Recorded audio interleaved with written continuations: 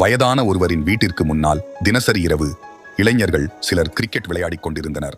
அவருக்கு மிக தொந்தரவாக இருந்தது. ஒரு நாள் பெரியவர் அவர்களிடம் சென்று, நான் ஓய்வு ஊதியம் வாங்குபவன். எனக்கு பிடித்தமான கிரிக்கெட்டை நீங்கள் எல்லோரும் விளையாடுவது எனக்கு மகிழ்ச்சியை தருகிறது.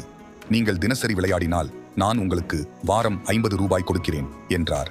இளைஞர்களுக்கு மிகவும் ஆச்சரியம். தாங்கள் விருப்பத்துடன் விளையாடுவதற்கு பணமா? அவர்கள் தினசரி விளையாடினார்கள். ஒரு வாரம் முடிந்தவுடன் பெரியவர் அவர்களிடம் 50 ரூபாயை கொண்டு வந்து கொடுத்தார். 2வது வாரம் அவர்கள் பணம் கேட்டபோது திடீரென செலவு வந்துவிட்டதாக கூறி 20 ரூபாய் தான் கொடுத்தார். 3வது வாரம் ஓய்வு ஊதியம் இன்னும் வரவில்லை என கூறி 10 ரூபாய் கொடுத்தார். 4வது வாரம் தன்னால் இனி வாரம் 5 ரூபாய் தான் கொடுக்க இயலும் என்றார். இளைஞர்களுக்கு கோபம் வந்துவிட்டது.